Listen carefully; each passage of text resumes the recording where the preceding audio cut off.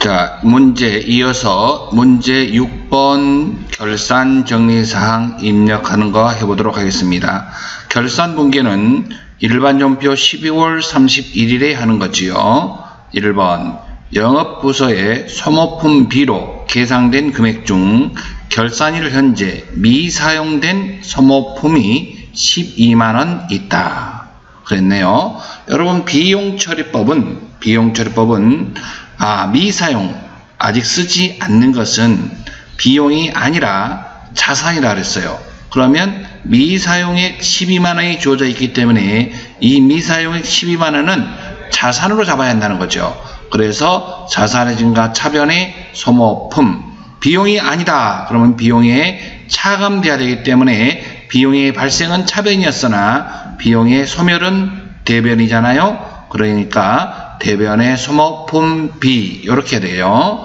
그래서 결론적으로 품비 미사용 이렇게 알고 있으면 분계를 쉽게 할 수 있겠지요.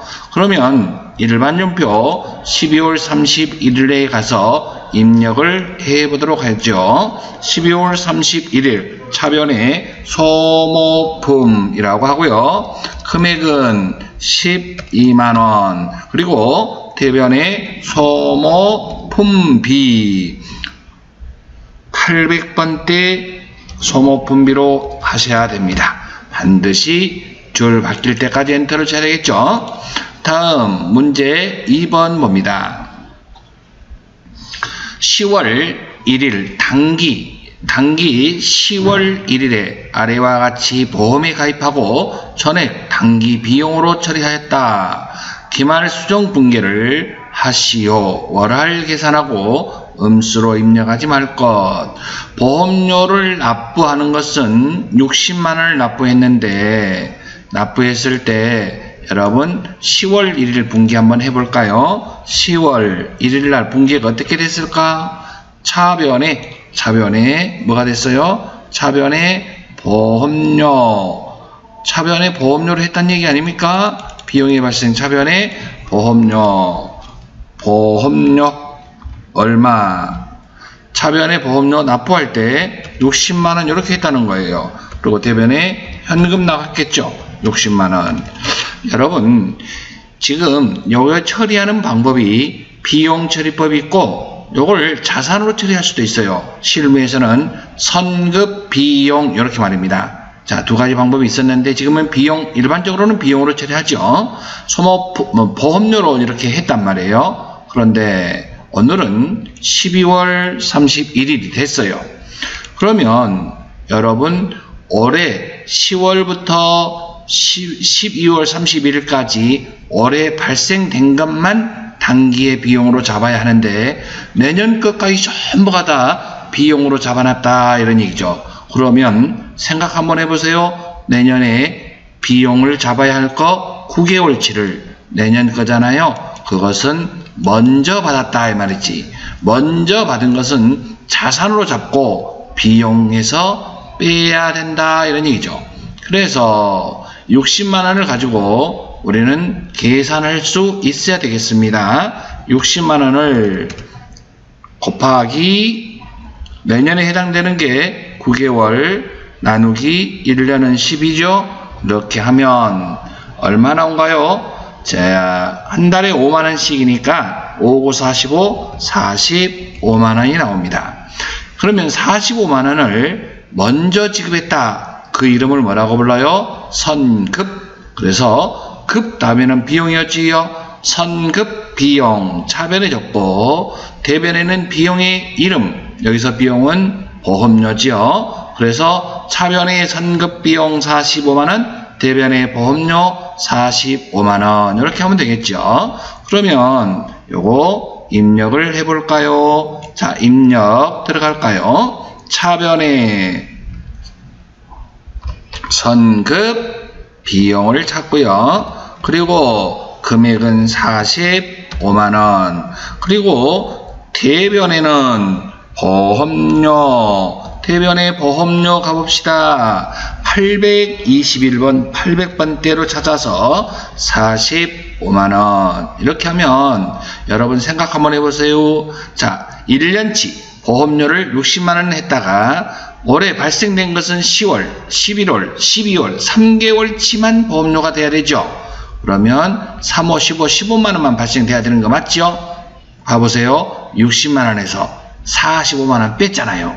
결과적으로 15만원 발생된 것만 올해 비용으로 잡힌 거예요. 그래야 정확한 단기 순이익을 계산할 수 있기 때문입니다.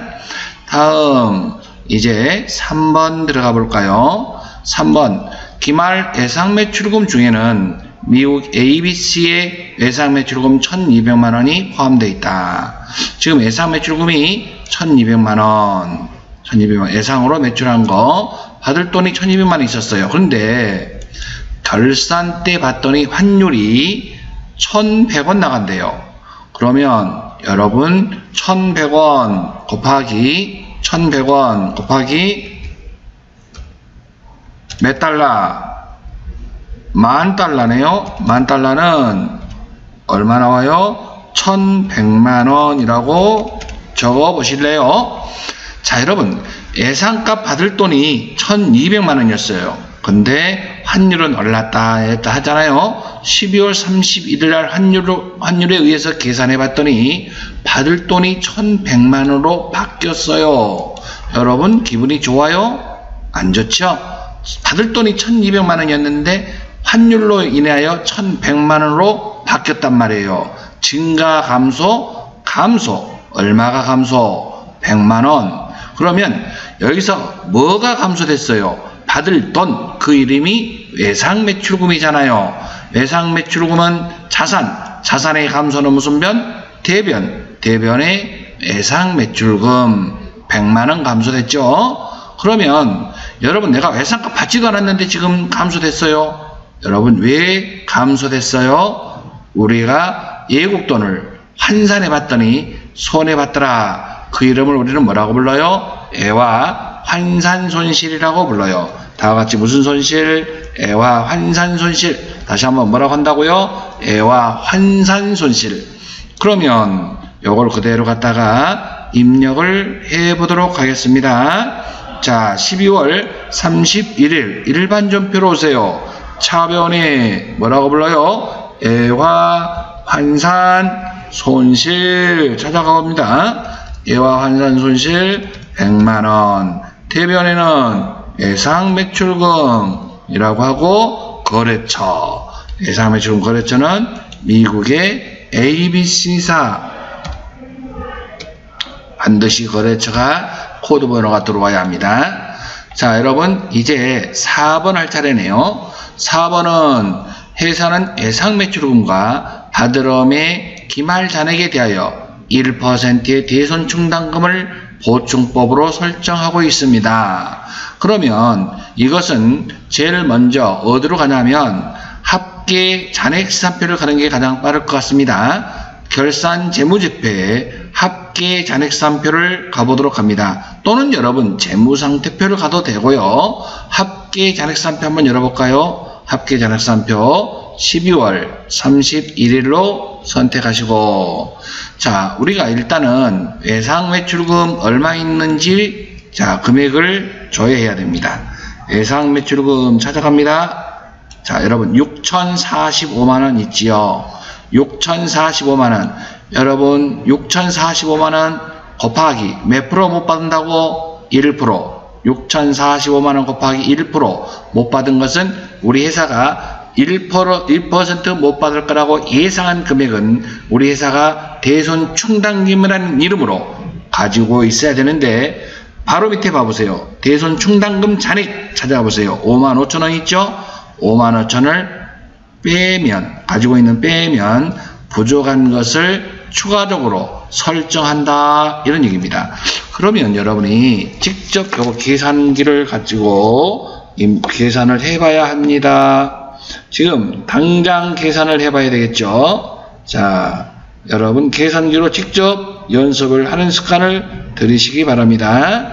자, 지금 얼마나 했습니까? 6,045만원 곱하기 0.01 또는 1%, 그렇게 하니까 604,500원 나와요.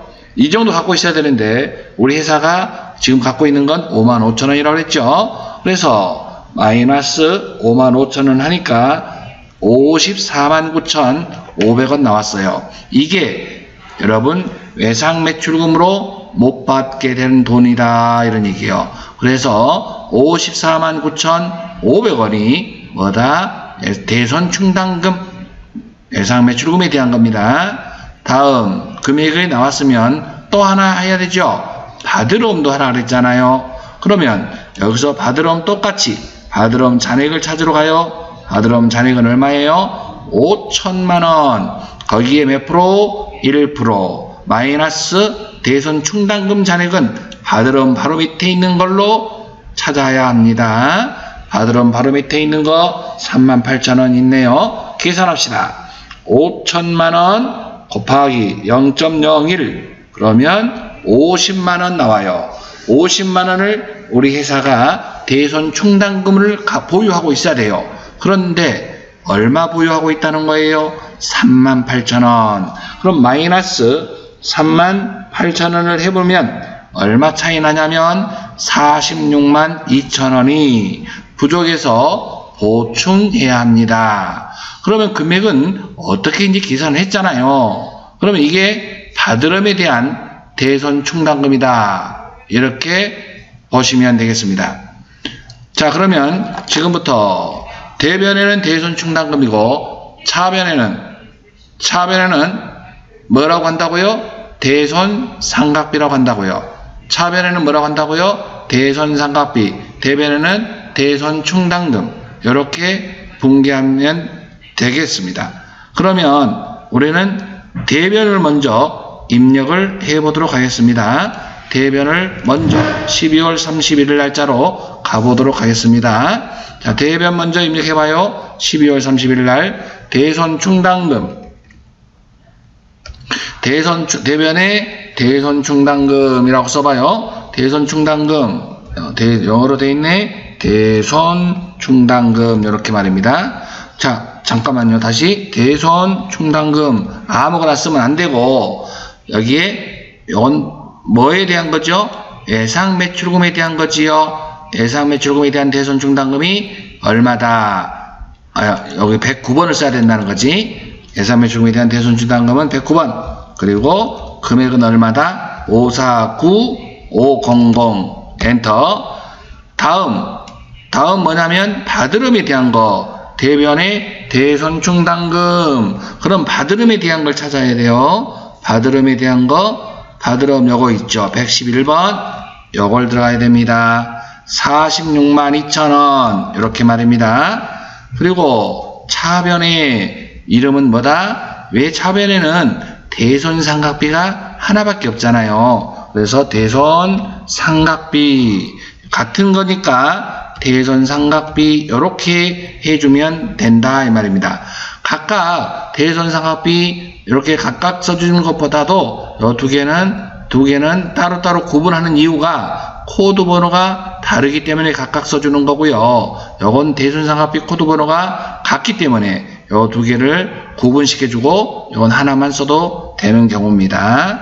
자, 요거 여러분 처음에는 대손 충당금 설정하는 게 상당히 어려울 수 있어요. 자, 차분히 계산하는 것부터 연습하시고 반복 많이 해보셔야 될 것 같습니다.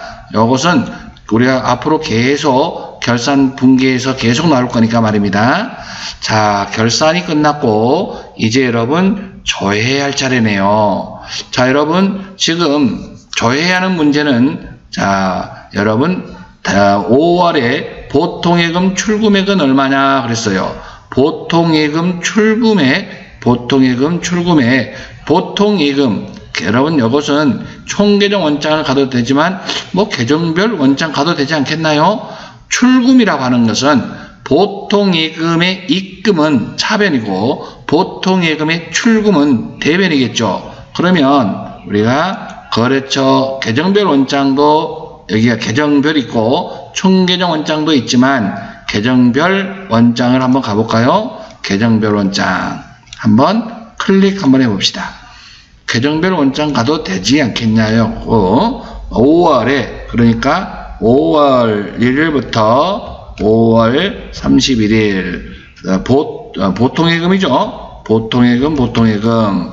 그러면, 자, 여기 차변에는 입금한 거 월계고요. 대변에는 출금한 거 개지요. 근데 출금을 물어봤으니까 월계 한 달 동안에 5월에 그러면 5월 한 달 동안에 이런 얘기 아닙니까? 출금액 그러면 637만 5천원 나왔나요?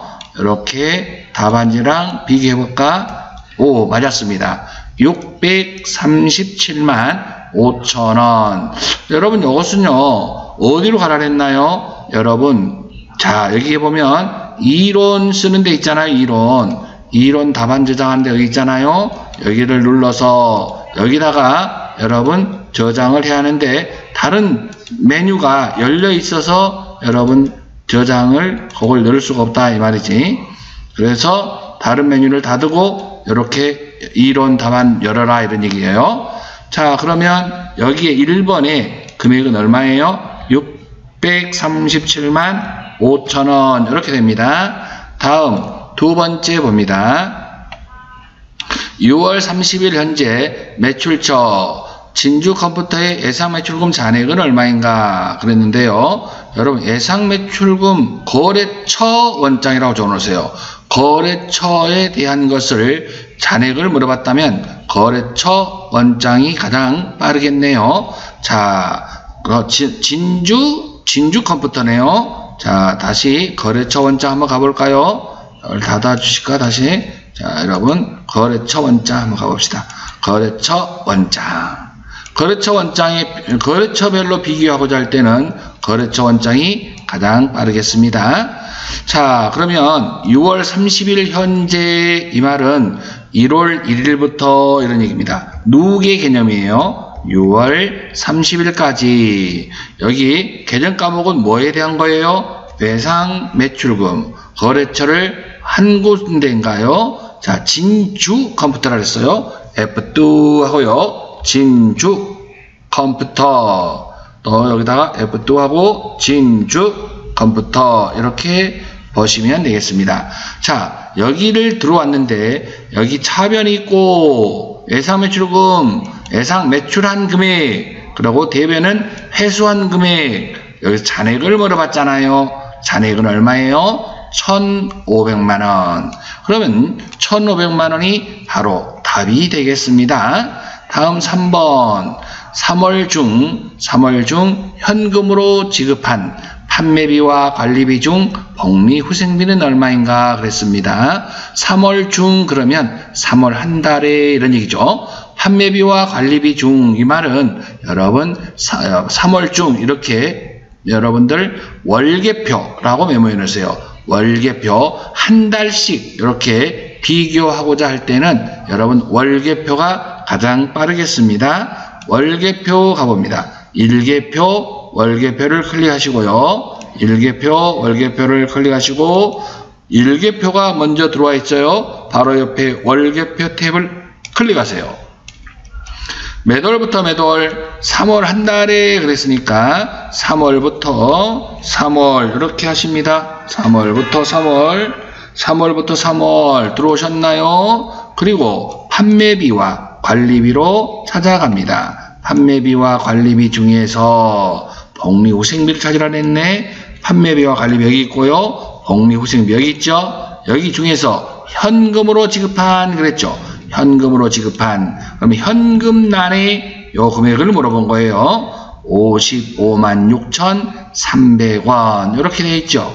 예, 그러면 여기다가 시험지에다가 요것을요 답을 적어 놓으셨죠. 그리고 우리는 열려있는 창은 다 닫아 주시고 그 다음에 답을 저장을 할 때에는 여러분 이론 답안 저장할 때 다른 창이 열려 있으면 여기 안 열렸죠. 1번 아까 입력했고요. 2번 여기 금액이 얼마였어요? 1,500만원. 3번은 556,300원. 이렇게 해서 여러분 이론은 이제 시작해야 할 거 아닙니까? 예, 이론은 시작해야 합니다. 자, 이렇게 해서 이제 이론을 시작하러 가야 되는데요. 자, 이론 문제 한번 보도록 하겠습니다. 자, 이론 문제 15문제가 있는데 여러분 계산 문제가 있으면 시간이 좀 많이 걸리고, 자, 조금 한번 보도록 하겠습니다. 이론 문제 보시면 1번 다음 거래를 붕괴할 경우 가와 나의 계정 과목이 올바르게 짝지어진 것은 그랬습니다. 우현 상사는 거래처에서 컴퓨터 10대를 800만원에 매입하고 당사 발행 약속금으로 지급하였다. 그런데 컴퓨터 닷새 때는 판매용 동그라미, 판매용은 상품이라고 적어놓으시고, 업무용도 있습니다. 업무용은 비품이라고 적으세요. 여러분, 상품을 외상으로 사왔다, 외상이 아니라 어음을 발행했다면, 상품을 구입하고 어음을 발행했다면 지급어음이라고 쓸 수 있죠. 지급어음. 자, 지급어음 쓸 수 있어요. 지급어음 쓸 수 있어요. 그러나 상품이 아니면 어음을 발행했다 하더라도 지급어음을 쓸 수가 없고 뭐라고 해야 됩니까? 비품일 때에는 미지급금이라고 해야 되죠. 미지급금이라고 해야 합니다. 그러니까 판매 목적일 때에는 지급어음 쓸 수 있고 판매 목적이 아닐 때에는 미지급금 이렇게 해야 한다는 거예요. 여러분 요거 헷갈리시면 안 됩니다. 판매 목적일 때에는 어음을 발행하면 지급어음, 판매 목적이 아닐 때에는 어음을 발행했다 하더라도 지급어음이라고 쓸 수가 없고 미지급금 이렇게 해야 한다는 거지요. 됐습니까? 다음 여러분 2번 문제 한번 보도록 합니다. 자, 2번 문제 보실까요? 2번 문제. 자, 2번 문제 보시면 여러분 다음 중 뭐예요? 자, 다음 중 계정의 증가 또는 감소, 발생, 소멸을 나타낸 것으로 잘못된 것은 그랬습니다. 외상 매입금은 여러분 부채라고 적어 놓으세요.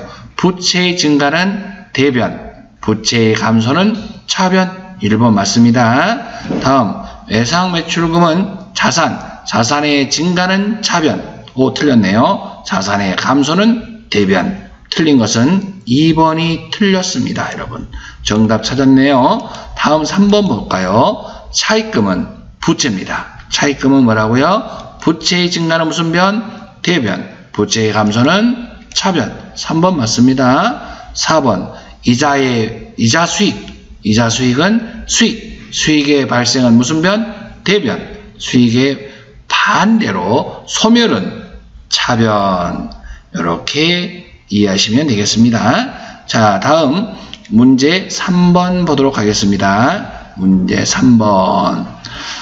다음 중 현금 및 현금성 자산 항목에 해당되지 않는 것은 그랬습니다. 보통예금, 또 무슨 예금 들어가죠? 당좌예금도 여기 들어오죠. 타인발행수표, 현금 맞습니다. 배당금 지급, 통지서, 이것도 현금이네요. 또 취득 당시 만기가 5개월 틀렸네요. 취득 당시 만기가 3개월 이내인 채권이다 그래야 되는데, 그러므로 3번이 틀렸습니다. 3번이 해당되지 않는 건 답이 3번입니다. 다음 4번. 다음 중 총계정 원장의 기록에 오류가 있는지 여부를 파악하는 검증 기능을 갖는 것은, 여러분 총계정 원장에 기록하는 것이 맞았는지 틀렸는지 검산하는 표가 우리는 시산표라고 합니다. 자, 맞았는지 틀렸는지 검산하는 표를 우리는 다 같이 뭐라고 한다고요? 시산표. 다 같이 무슨 표? 시산표. 그래서 답은 몇 번이라고 할 수 있다? 예, 4번의 답은 1번이다. 다음 5번 봅니다. 5번 문제 보시면 다음 중 재무상태표에 관한 설명으로 가장 적절한 것은 그랬습니다. 재무상태표는 일정 기간 그럼 틀려요. 일정 시점 이래야 돼요. 고정되어 있는 상태 12월 31일 현재 그러면 기말 재무상태표가 되는 거예요. 그래서 자산부채 자본을 나타내는 표다라고 보시면 되겠죠. 그러면 여러분 일정 기간 나왔으면 틀렸어요. 그 다음에 기업 자산의 크기와 그 변동에 관한 정보를 제공하는 것은 여러분 자본 변동과 관련된 거네요. 자본 변동표에 대한 설명을 하고자 하네요. 틀렸습니다. 자, 다음 자본만 우리가 나타내는 게 아니기 때문이에요. 자산, 부채, 자본 다 나와야죠.